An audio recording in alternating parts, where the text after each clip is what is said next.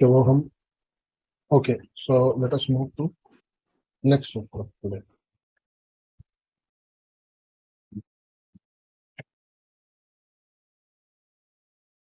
Next sutra is Tatra Niratishayam Sarvagya Bijam. See, as we all know that in yoga itself, this Jiva and Ishvara, they are considered to be separate. And they remain separate throughout. In this philosophy, there is no union. In fact, the word yoga itself is a misnomer. There is no union. Jiva will remain Jiva, and Ishvara will remain Ishvara throughout. At best, what Jiva will achieve is Mukti, Kaivalya, Mrityunjaya, if you say, a state which is known as winning over death.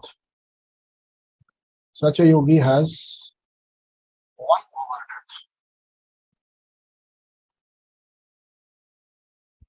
But how? Jatasya muktir dhruvam. The one who is born will definitely die. So what exactly Jivan Mukti is, what exactly the winning over death is? Going out of the cycles of birth. Because if you are not born, then you will not die. If you are born, you will definitely die. Death is a process which is of moment or very little in time span. But birth is a process which is more klishta, not birth exactly. Because with birth comes all this life, which is full of suffering only.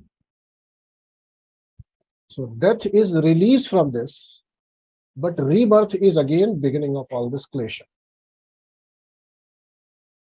So in this philosophy, the goal of a yogi is to achieve that state which frees him from the cycle of birth and death. And that is not the only achievement. You may say, it's okay, it's good to be here rather than not to be. Okay, if the question comes to be or not to be, you'll say it is better to be rather than not to be. So that's not the only achievement. The achievement is Kritakrityata. Kritakrityata means a state of understanding or a level of experience where you feel, you know that whatever was supposed to be done has already been done. When will you be free from the next cycle of birth? Unless until you have desire or something which you think in to-do list, if you have left, there is little left over trishna or desire, then you will be born again. And this kritakrityata is achieved only upon experiencing asamprajnat samadhi. Let us be clear. So Jiva, in its limited capacity, will experience Ishvara throughout the Kaivalya. That's another Uplabdhi. What he will be experiencing? He will be experiencing infiniteness of knowing, not knowledge.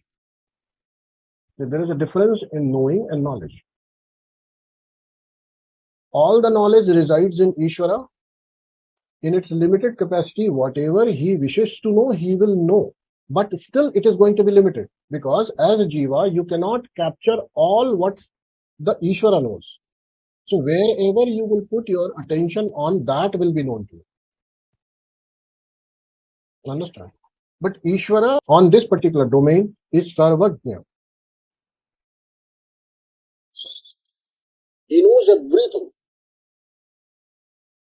Everything means whatever this whole cosmic creation is. A Jiva will achieve that state where he will know exactly whatever he wishes to know.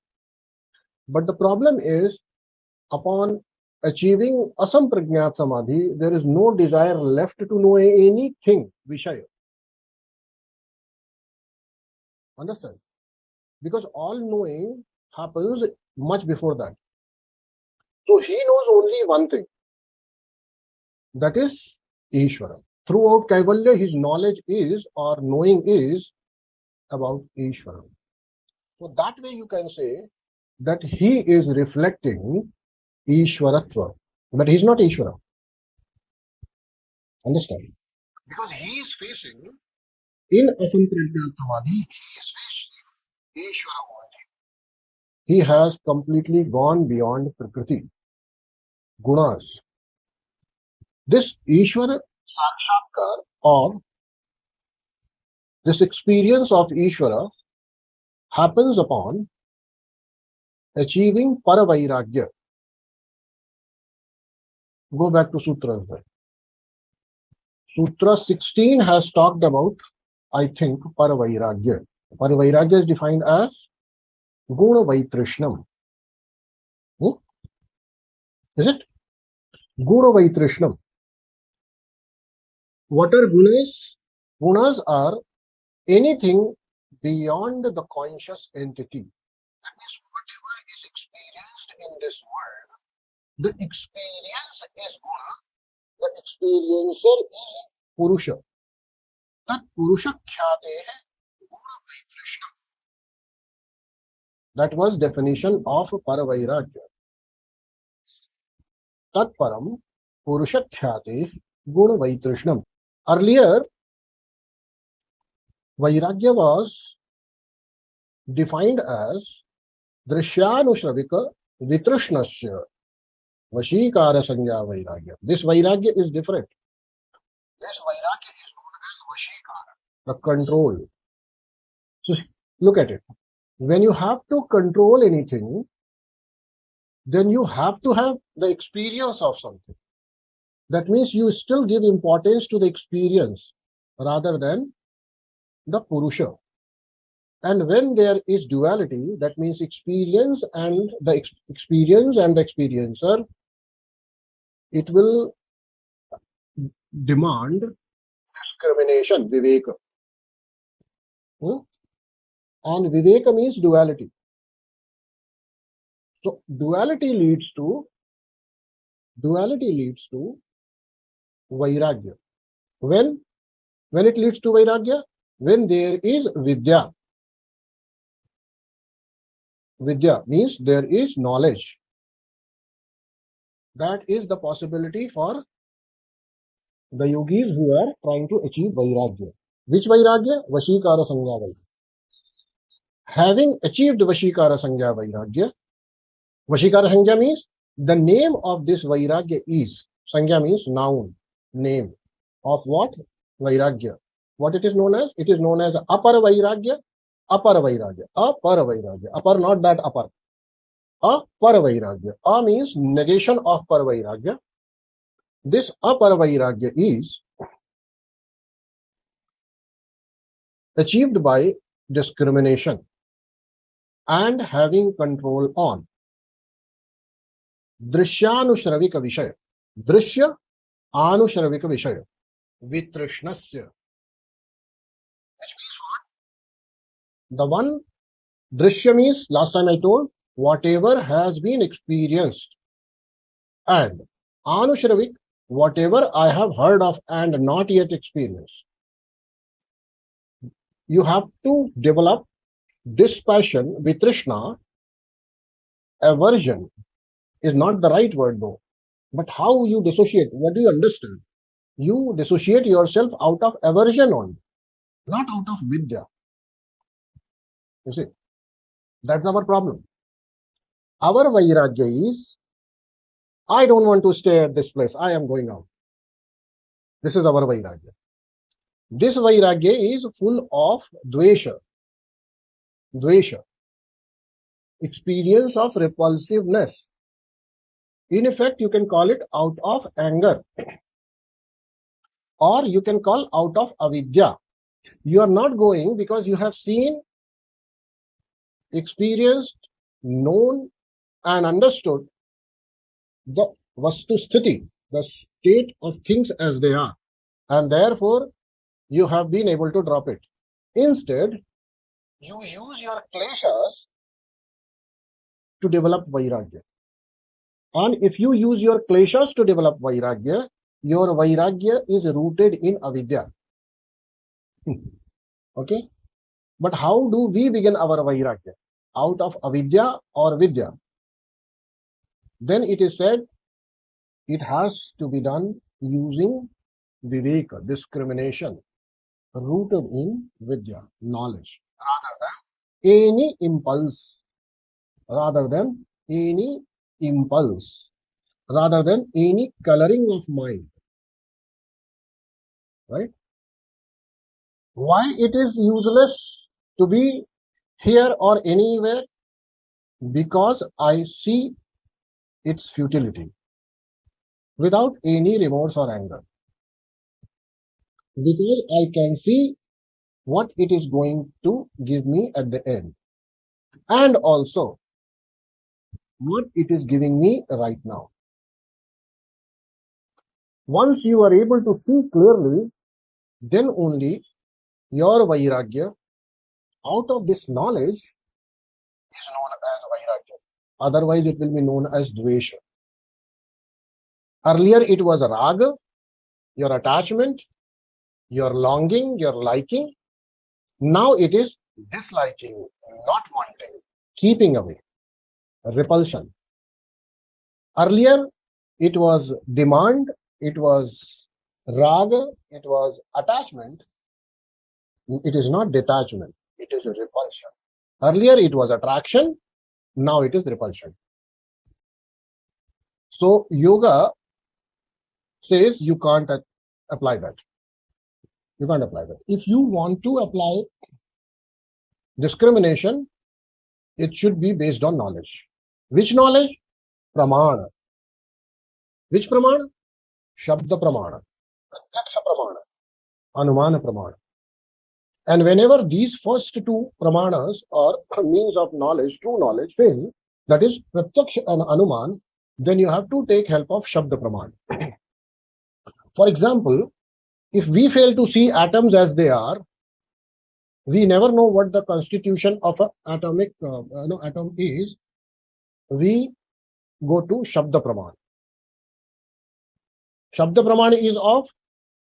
pramana is composed of the knowledge of the person who has attained it, seen it, or inferenced it rightly. So, we don't know, we have not seen atoms, but we still know that the atom is such and such. This is falling back to Shabda Pramana. So, in every field, this is the truth. This is the way to go. So, if you wish to move in yoga, you have to go by the Shabda Pramana of the yogis. What they tell us, not what any Tom, Dick, and Harry tells us. The true yogi who has achieved at least some pragyat samadhi, that person will be able to tell you how to reach this place. No one else than him. And what is sampragyat samadhi? If you're not clear, let us make it clear right now. Or else you will feel that I achieved samadhi somewhat. Let me clarify. Sampragyat samadhi itself is a very high state.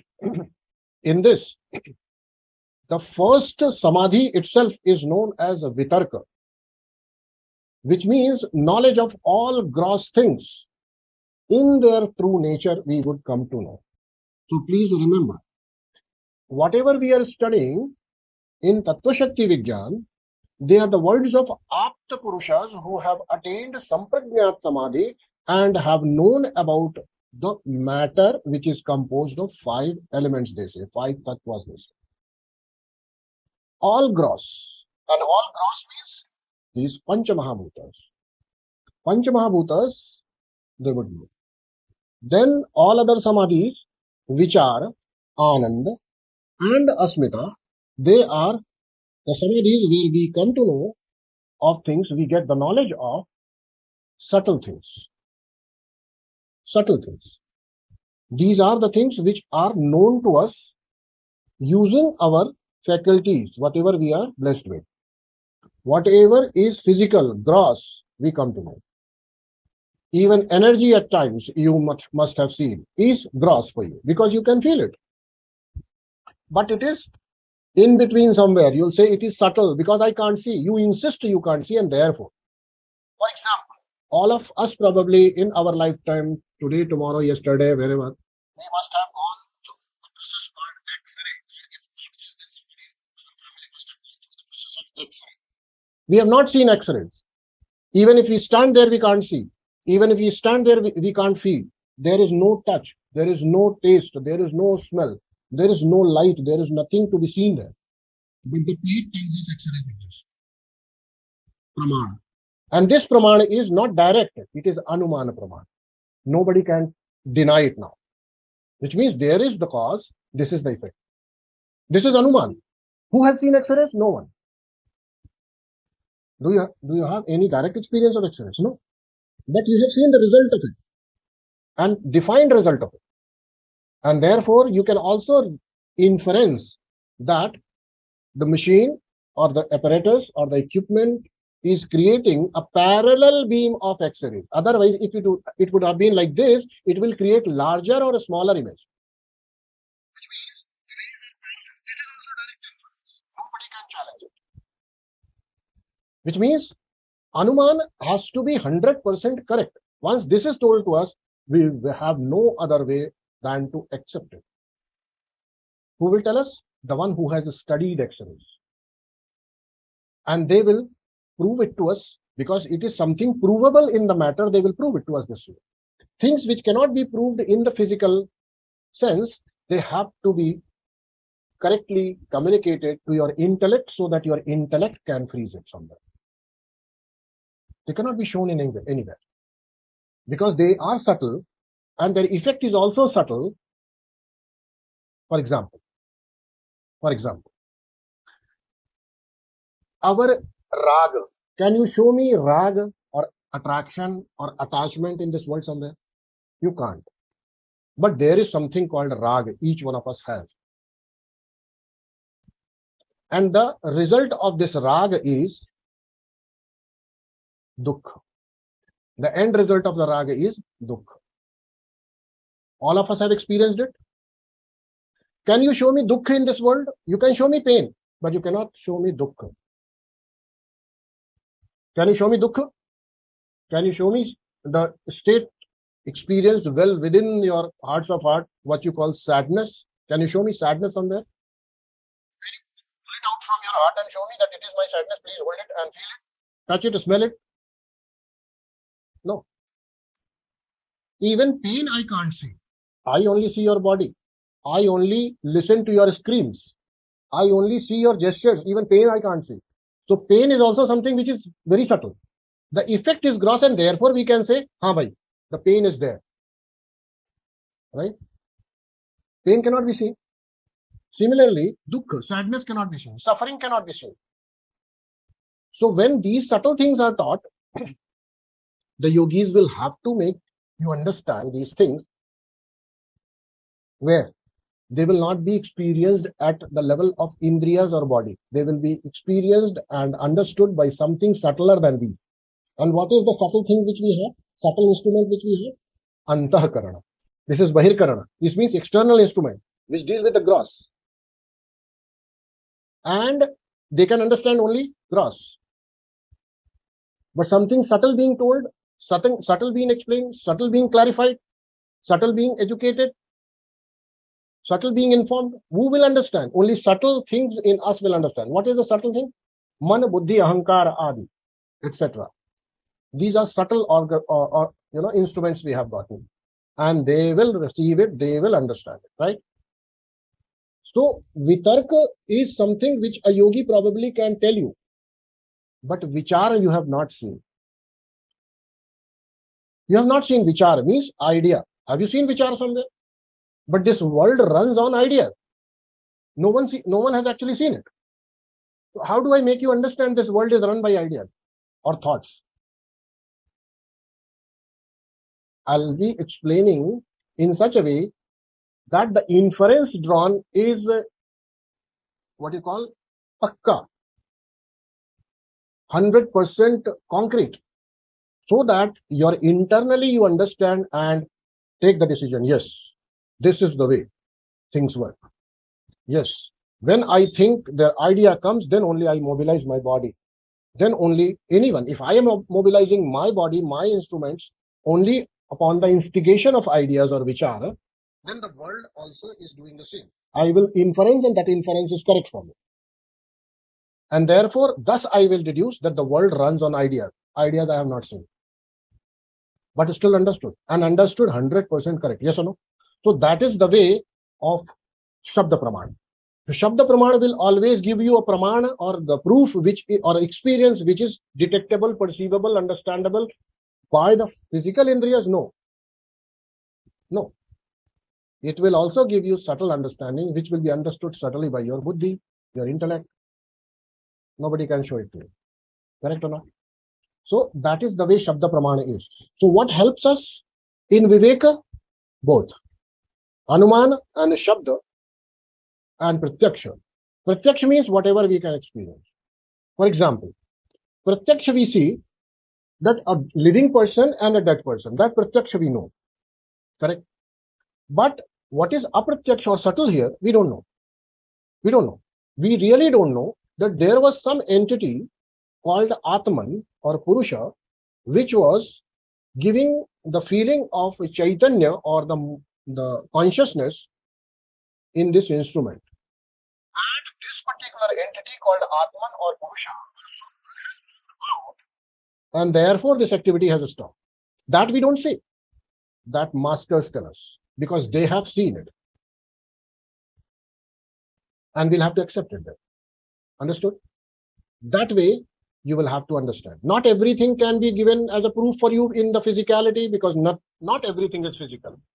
If the whole universe is taken as a, let's say, 100-kilometer long stick, the visible world is hardly 1 millimeter.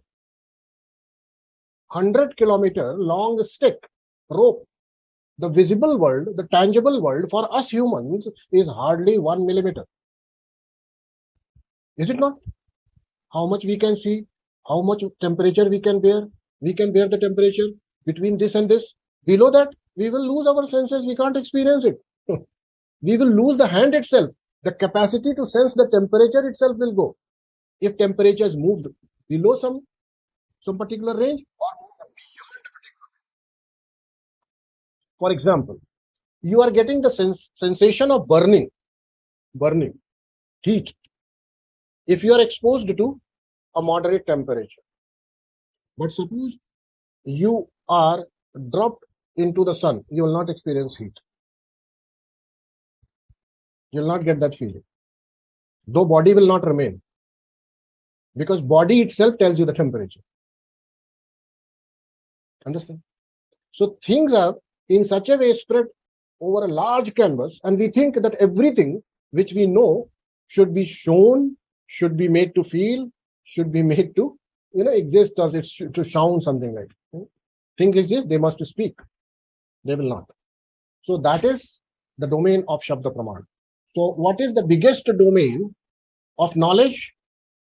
Then definitely it is Shabda Pramana. Your Pratyaksha, your Anuman cannot compensate for the Apta Purusha's Pratyaksha and Apta Purusha's Anuman. In your whole lifetime, having been born in a African tribe who only roam around doing hoo-la-la, not being given the education you have received, by your own indriyas and your own intellect, you could have never known in your lifetime that atom exists. Do you believe that? Do you understand that? You would have not known it. So our whole development depends on Shabda Pramana. We are human beings because we are, some of us, very much ready and keen to accept Shabda Pramana, which has evolved us like humans.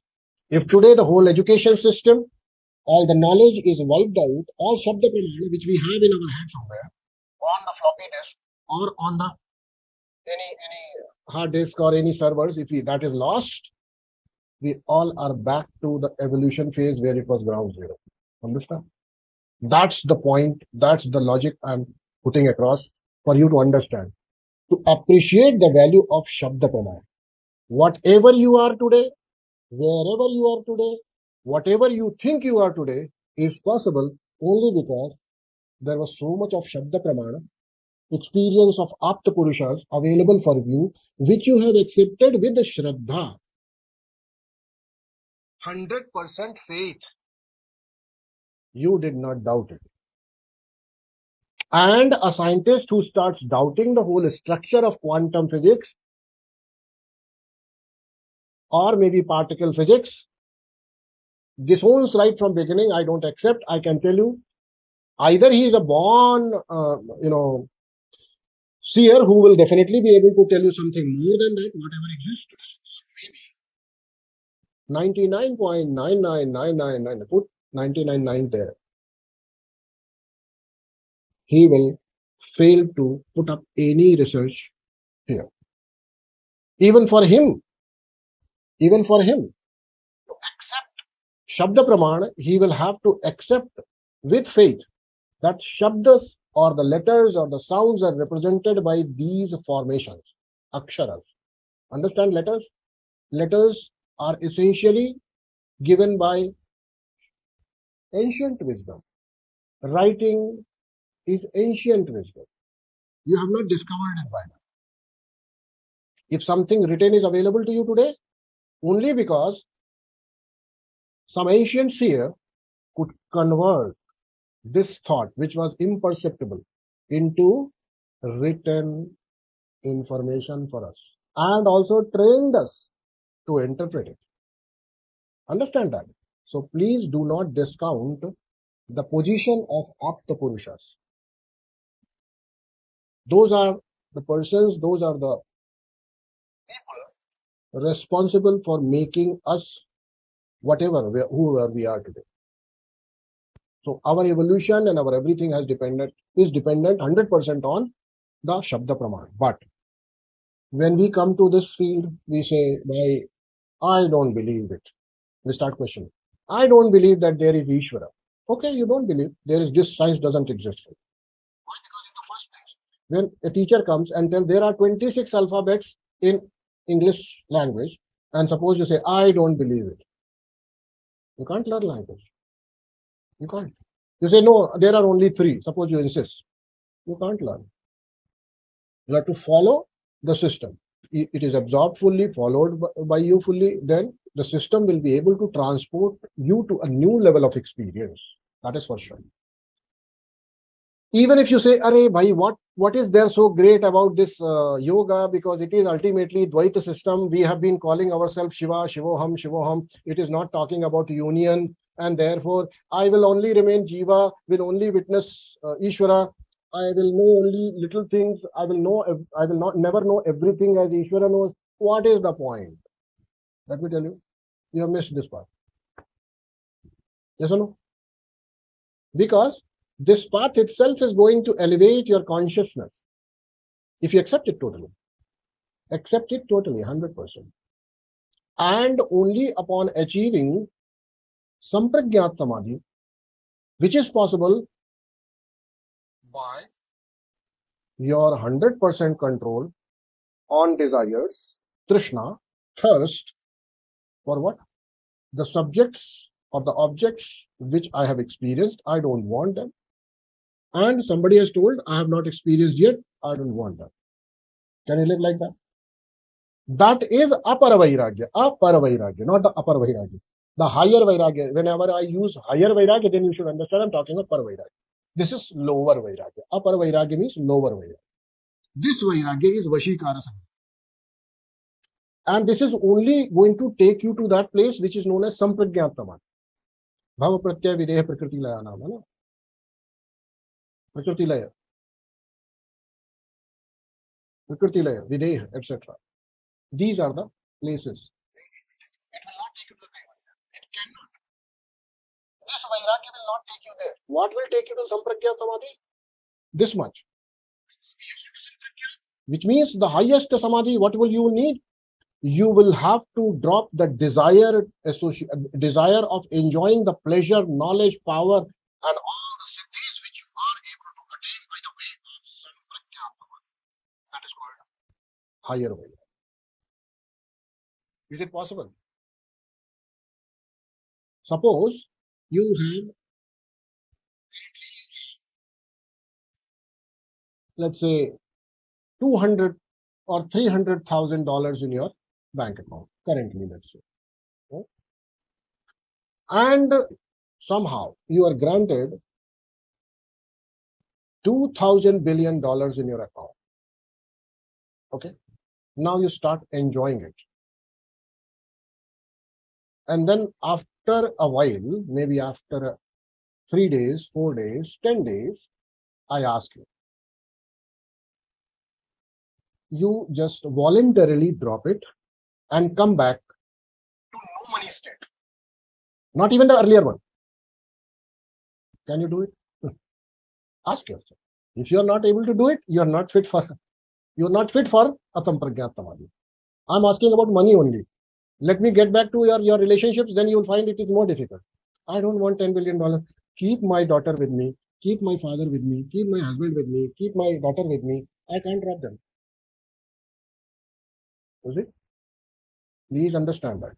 If you have not developed that knowledge, which is able to show you the truth, the value, or the meaning of everything as that is, you will not be able to drop it. That is called Vivek. Is it possible for us to achieve Vivek? That is called Vivek Khyati. With Vivek Khyati, we reach Sampragyat Samadhi, lower Samadhi, which are of 4 types. And in that, the highest one is Asmita Samadhi, Asmita Anugat Samadhi. This is also Sampragyat, by the way. Knowing who am I, enjoying the power of who am I. And that's a lot of power, by the way. Knowing 100% of this cosmic presence, what it is. Whatever you wish to know, whatever you wish to achieve. A yogi achieves Ashtasiddhis, all the 8 accomplishments. Someday I'll teach you. Where he achieves it? In Sampragyat Samadhi. In Asampragyat Samadhi, he will have to drop it. No, I don't want this one. I have power to control the whole universe. I don't want that.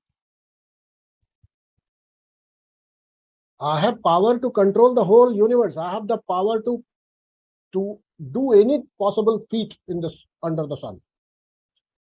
If I command, the whole world will start running in that direction. That much I have, but I'll drop it. Will you be able to do it?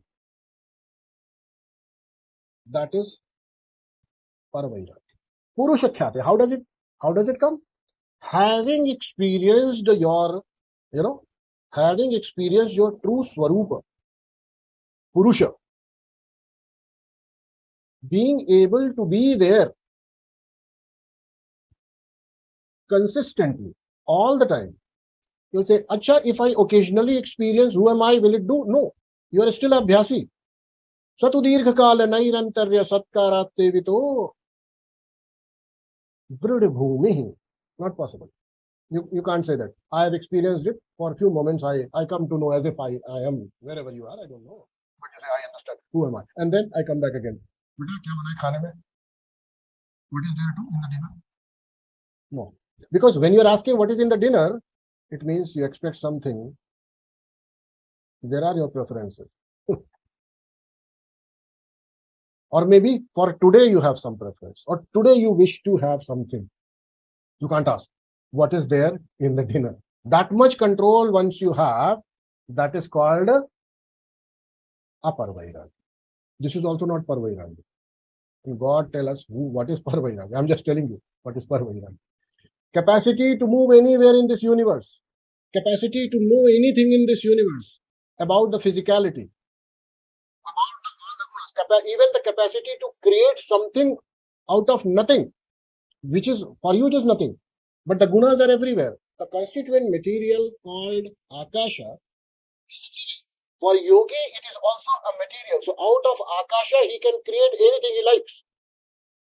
You want gold? Take it. How much? 20 ton. Okay, given. Take it. It is here. That much capacity you get. But that much capacity also, that much enjoyment also, you say, not worth.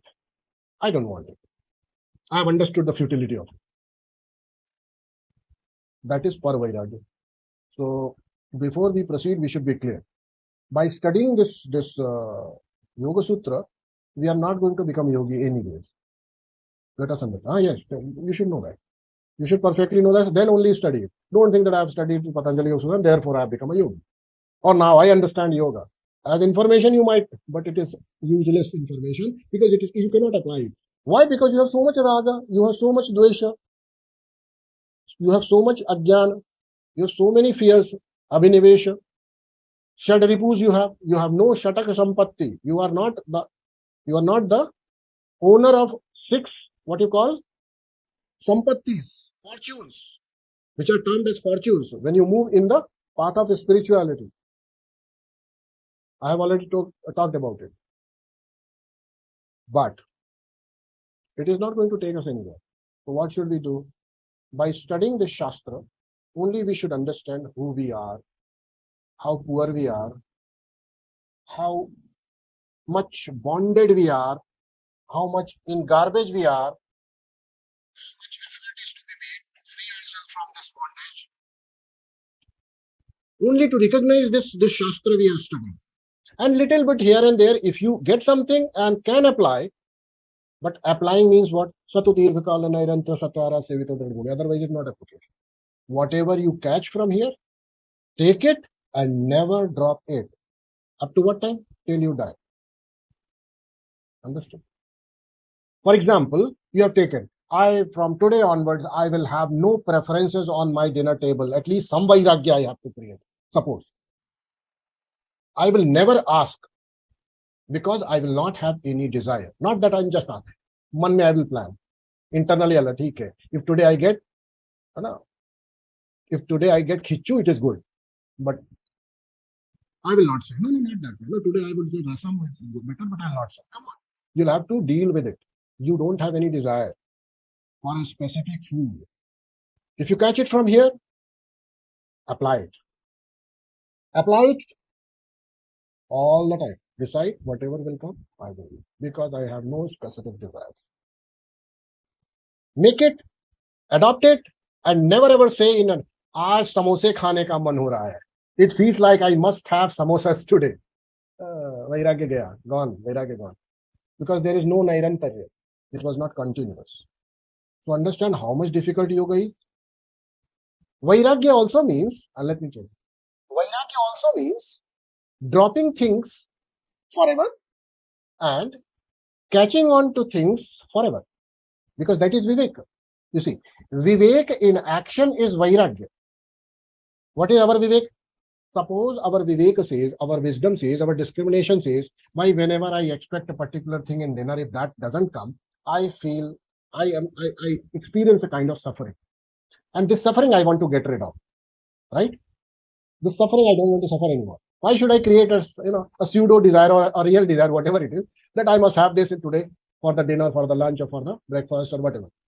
I want to come out of this suffering. Then, from today, you have understood that desiring a thing on my plate leads to suffering. Even if it is occasional, I want to come out of it. I want to drop it forever. Hold on to that habit. This is holding the right habit. And what is dropping here? Dropping all the activities, showing all the tantrum. No, ye nahi roz bana dete hai wahi bhag ke 3 paak. Roz wahi. Every day the same dish. And we will test you. When you come to, if at all you come, in retreats, etc., we are going to test you sometimes. Morning khichdi, evening khichdi, next day morning khichdi, then again khichdi, then again khichdi. Go on having khichdi, but don't complain. Neither complain nor desire. You test yourself. And suppose you say, I have not been able to cultivate this much discipline or vairagya, and therefore I still desire, but if it comes, I suffer, but I do not. I suffer means I actually feel bad, but I still take it on me. No problem with it. That is called tapa. So if you are not doing it out of your wisdom, still your tendencies are not controlled, and things happen. Otherwise, situation appear in your life, and you first your tapa will be little bit. Later on, when tapa will intensify, it will become, even if it is not up to the expectation. Things presented there are not up to expectation. Now, let me again tell you what it desires, what it asks for. Because later on, Patanjali is going to define all this, but we should know it in advance also. Because otherwise, you'll say it is only theoretical, talking about Ishvara, talking about what is there for us. Yes, there is so much for us. Tapa itself, let me define. Anything you take. Suppose you get disturbed by someone telling you something, or the way someone talks to you, you are annoyed. Let's say. It hurts you. It gives you pain. What is it? What do we need to do? Tapa is not getting perturbed, bearing it, experiencing it without any complaints, and without any resistance. Resistance is of many types. Sometimes even your gestures are rejected. Like this. Sometimes your gestures are okay, but internally your mind is yelling, what they have presented. Understand? Apratikara purvakam, sahanam sarva dukkhanam apratikara purvakam. This is called titiksha or tapa. This is also the part of yoga. So if things are, you have not been able to take control, take charge of your mind, and you've not been able to see the merit of not desiring a particular thing, or bearing the things which are happening around peacefully, then you'll have to bear peaceful. That is tapa. You have not developed vivek, no problem. You have not developed discrimination, you have not been able to apply your wisdom and see the problems with it, no problem. If you have taken up spirituality, if you have taken up yoga, sahanam sarva dukkhanam apratikara purvakam. I will take everything, every situation, if it is okay with me, if it is not okay with me, so-called it is expected or unexpected, I will take it positive. That will make me not a better human being. I can tell you, I can guarantee you, if you pick up this much in your life, only this much in your life, only this much in your life, that you will become superhuman. I can guarantee you. You will become superhuman. You will not lose your cool. You will not lose your peace of mind. You will not lose your temper. You will not lose your enthusiasm. Whatever comes your way, you will not lose your wisdom. Whatever little you have, no problem. There is no problem with the little wisdom or higher wisdom. The only thing which makes us succeed here is application of wisdom. This much little will also do. So understand, picking up a little, applying it forever will give you success. Picking up this much, applying it here and there and there doesn't happen. This much you should know. Applying it forever is the key. Not only for success in this life, because initially, even this path of yoga gives us the capacity to control this life. That is all given in Sampragyat Samadhi. All that control which comes in the initial phase of samadhis, which are vitarka, which are ananda, smita, etc., even yoga offers us. And how? By way of discipline. Atha yoga anusashana. It's my discipline now. I don't demand anything in particular in food. I have dropped my choices, and therefore whatever is available on plate, before I begin to eat, I declare, today the food is made very well, it is very good, and I start eating. Simple. Understood? I'm just telling you the way out.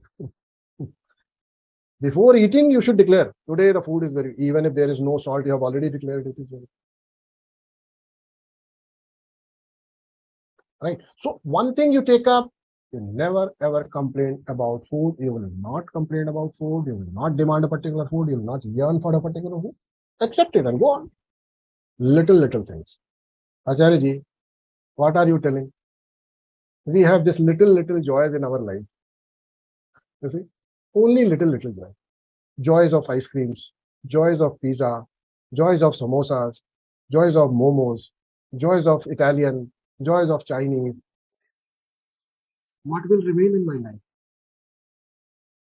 Apart from that, joys of relationships, joys of dresses, joys of cars, joys of vehicles, joys of position. This much only we have. You're asking for to give up all this. What else we have? Acha khao, acha so. Acha pehno. This joy we have. Acharya, even that you're asking that I should not. What will be remaining there? Good if it doesn't remain there, because then you will recognize what else was there. Only eating food.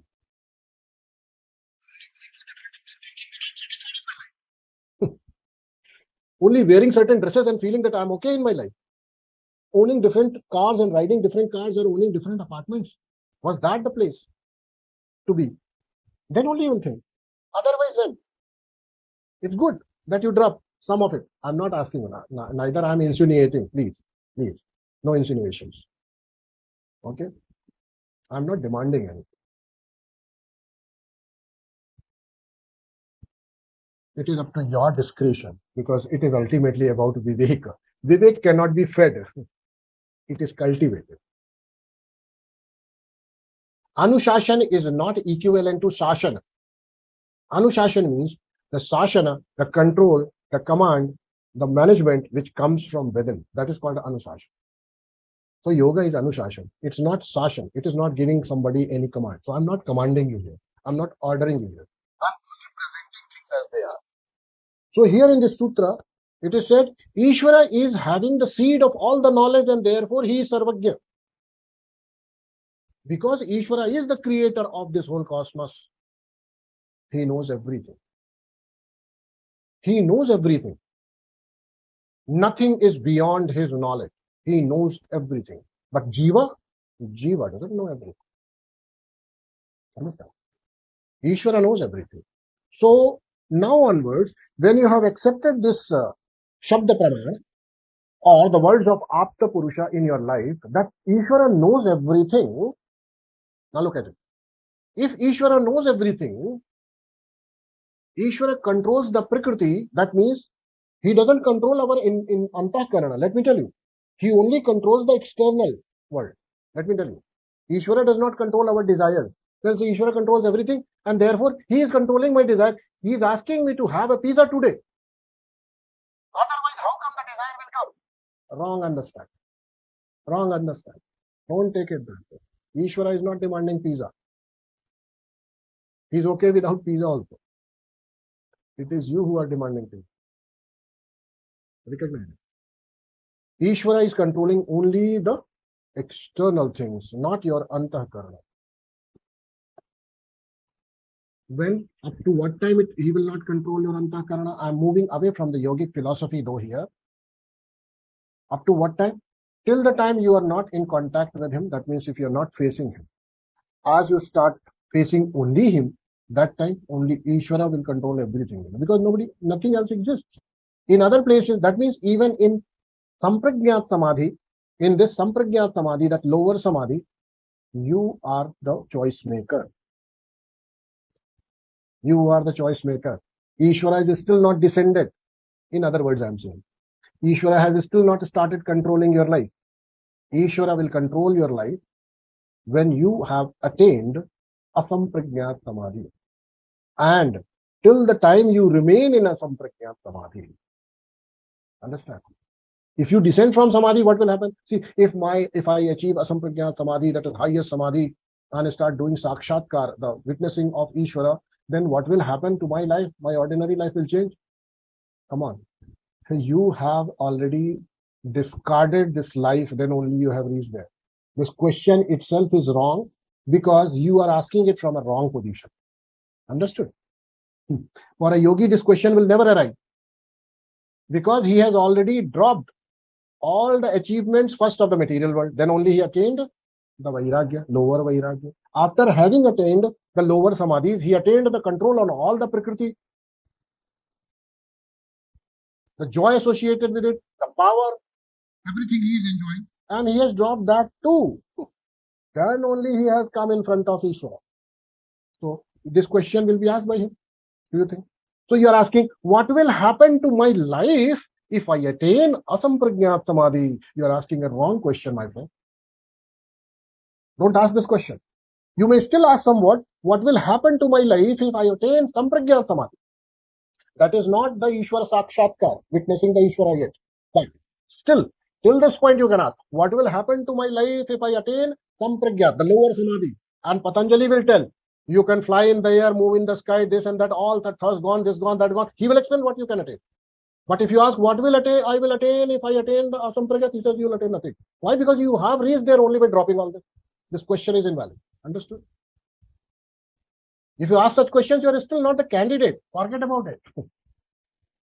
If you are asking this question, even then I can tell you, you are not the candidate of Vairagya yet. Vairagya has not gone. Because you are still having some elastic strings tied up to this world, only thinking that someday Sampragyat Samadhi will happen, the lower Samadhi will happen, I will attain the control on Prakriti, and then I'll start creating bundles and bundles of currency notes at my place, or maybe, if that is not legal, billions and $billions of gold I will create at my place. So you see, yoga for such a reason. Yoga demands you have to drop it. You say, okay, I will become yogi, I'll drop it, and when I become yogi, I attain this, I become Prakriti, Prakriti Jaya, when I Bhuta Prathakatva, etc., when I achieve, I'll start creating. He says, no. Vairagya means leaving, dropping, whatever, renunciating, or from the thing forever, based on knowledge. I will not create, because I've seen the futility of gold. Gold and iron is no different, only metal, they're all solids. What is there so much to value in this or that? For me, there is no value in gold. I don't have any aversion for gold, neither I have any attraction for gold. I don't have any aversion for iron. I don't have any attraction for iron. For them. Both are gone. Gone for me. Why will I come back and say, when I will become a yogi, when I'll achieve siddhi, all these whens are asked only by those people who have not even started walking the path of Viveka. When you have developed that kind of wisdom and courage and determination and continuity and what you say, humanity for this world, nothing is superior, nothing is inferior. I don't demand this from anybody. I don't discard anything from anybody. For me, everything is okay. Samatvam yoga yuchyate, Gita. When I see things equal, nothing matters. If I'm hungry, whatever I'm being presented, I will eat. Vivek can be applied only when there are choices, more than two. Look carefully. Are there any choices or not? That's again a very tough question. It would require more and more knowledge. Because many a times you'll say, Acharya, there was no choice other than to get angry. Look at it. If that was the case, good. Nobody can blame you for that. So please record this in your mind clearly. Ishvara, we want. But Ishvara, the road to Ishvara is very, very, very, very, very, very, very difficult. The road to self is also very, very, very difficult. It's not easy. But let me tell you, we progress step by step, inch by inch, millimeter by millimeter. That is how we progress. So we should not be discouraged by all this, and we should take full advantage of all the knowledge we have and apply it. And once you start applying, never drop it. That is the condition to progress. That will take you to the progress in yoga, and let me tell you, that will take you to progress in life. Because yoga also, as again I will have to say, on the cost of repetition, yoga also ensures power, success, authority, control in life in the first place. And upon you having enjoyed it enough, probably, if you are not wise, you will discard it and say, no, this also doesn't suffice. I want Ishvara. But let us understand. So Ishvara is that who knows everything. We don't know. Now the last sentence which I must tell you. If I know that Ishvara knows everything, he controls this world, not us, not internal. He doesn't control us, by the way. Ishvara does not control us. Ishvara controls only Prakriti. Okay. And that too, this gross, very much gross. He has given you free will. The desire, he has given you. He doesn't control that. Right or not? So remember, Ishvara is that who knows everything. And therefore, in your life, whatever he is giving you complete knowledge of what you need or what you are eligible for. You can never complain. And you should never have any complaints or any suffering created out of that. He knows what to give, whom to give, when to give, what is the need, because he knows everything. Thus, he creates situations for you. Understand? Ishvara knows everything. That means he knows why you must go through this situation. And therefore, he will give you that situation for your growth, because that is your requirement. Understand? Don't try to bribe.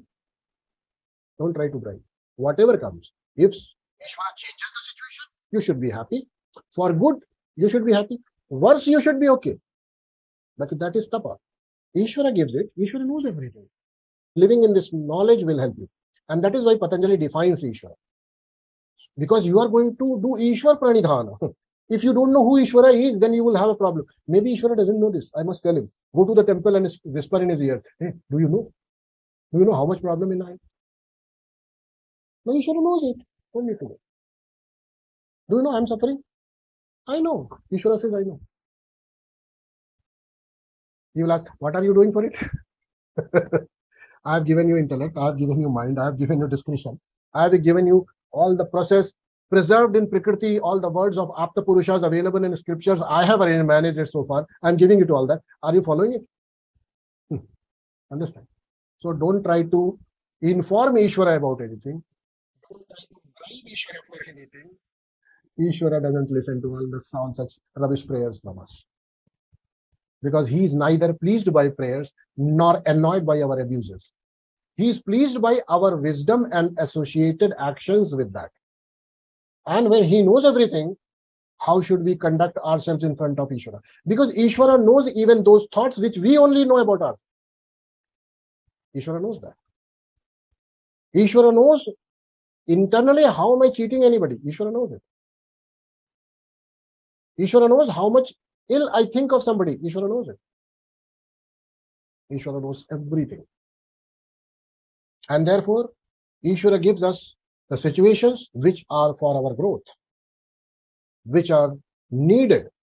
Ishvara doesn't give anything unnecessary like that. Never ever complain. Why Ishvara has given this?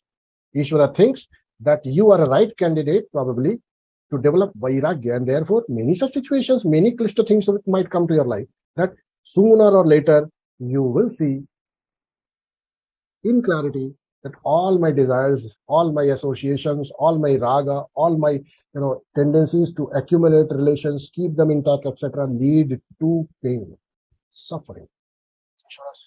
Ishvara is giving you all that. Earlier the better. Sooner you understand is better. Is it okay? So Ishvara knows everything because he is the seed. He carries the seed. He knows. In seed he has everything. In that seed, the whole tree of this cosmos is there. And you are that little Ishvara who knows little. Why again, Chintu Shiva. You are also, because see, you are also Purusha. You remember what was talked about? Ishvara? What is it? How Ishvara is defined? Vishesh Purush. Purusha Vishesha Ishvara. Purusha Vishesha Ishvara. He is a special Purusha. Maybe little much more than us, but he is also Purusha. So you are also Purusha. Don't think you are any less than it. ठीक है ना? आज इतना ही. आप सभी लोगों का बहुत बहुत धन्यवाद. सर्वे भवन्तु सुखिनः, सर्वे सन्तु निरामयाः, सर्वे भद्राणि पश्यन्तु, मा कश्चित् दुःखभाग् भवेत्. ॐ